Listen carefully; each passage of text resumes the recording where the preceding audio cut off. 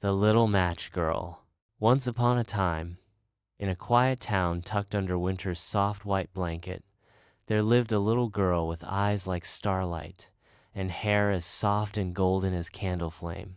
Her name was Lilla, and she carried a small wooden basket lined with old cloth, filled with bundles of matches wrapped in brown paper. Lilla was no ordinary girl. She had a heart full of wonder, a mind rich with stories, and a soul that could find beauty in even the coldest days. But this day, the very last day of the year, was colder than most. Snow swirled through the streets like powdered sugar, and the wind danced in wild circles, chasing hats and scarves down the cobblestones.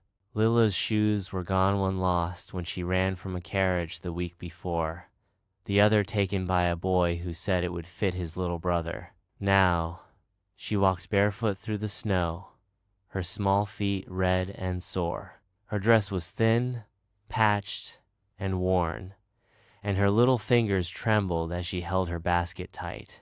People passed her by, faces hidden in scarves, boots crunching over the snow.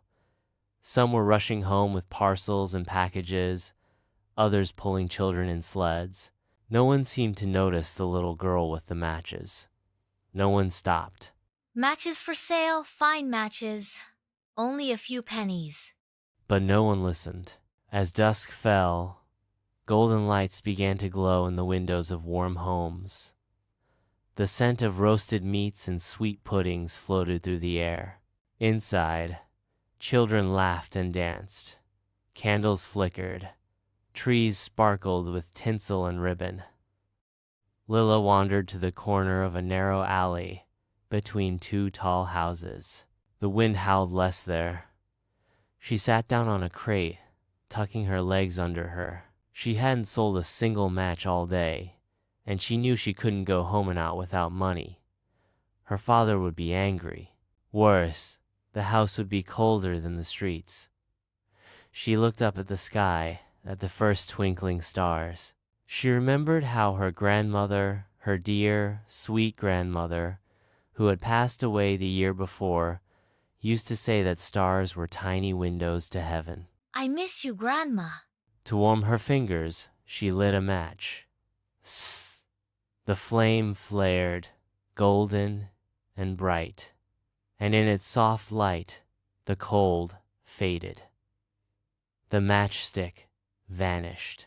In its place was a grand fireplace as a mountain, with carved marble lions and flickering logs.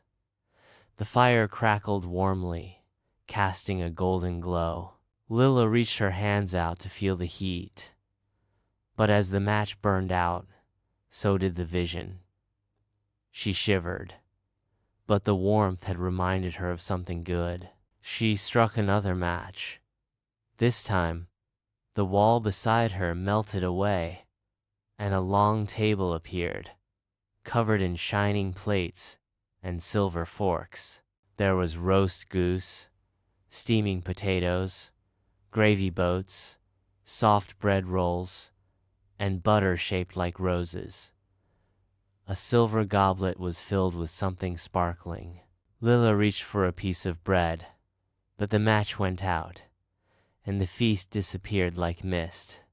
She sighed and lit another match. Now, she saw a Christmas tree. Not a little tree like the one in the church hall, but a grand tree that reached the ceiling. Every branch was covered in candles and crystal ornaments. Little fairies danced among the lights. Bells rang softly. A silver star at the top of the tree shimmered like a real star. As she stared, the star grew brighter, brighter still until it wasn't part of the tree at all. It was in the sky, falling, streaking like a golden tear across the night. Someone's going to heaven. That's what Grandma said falling stars mean. Her heart ached with longing.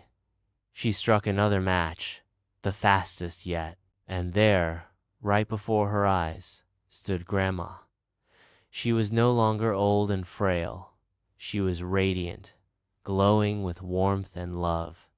Her arms were open, her smile gentle. She wore a gown made of moonlight and snowflakes. Lilla cried, tears springing to her eyes. Her grandmother knelt before her and took her tiny hands. "My sweet girl," she said, "you've been so brave." Lilla threw her arms around her. "Please take me with you," she whispered. "Don't go away when the match goes out." And so, with trembling hands, she lit every match left in her basket, one after another, until all the light around her was golden and soft, and the cold disappeared for good. In that light, Lilla rose into the sky with her grandmother. Up, up, they flew past rooftops, past clouds, past the stars.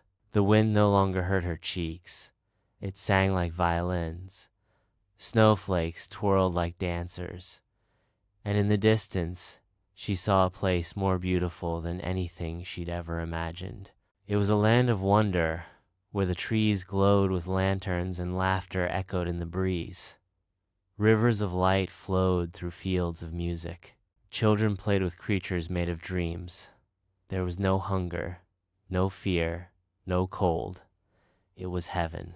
And in heaven, Lilla was home. The next morning, the townspeople found a little girl curled up in the corner between two buildings. Her face was peaceful, and in her hands was a bundle of burnt matches. She must have been trying to keep warm. What a shame, so young. But no one saw what Lilla had seen. No one knew the joy she felt. No one saw the light that still seemed to glow faintly in the snow around her. They didn't know she was far away, now warm and safe and loved. And high above the clouds, a new star twinkled. It was small, but it shone with steady light. And every time a child looked up and wished, that star twinkled a little brighter because Lilla, the little match girl, was listening.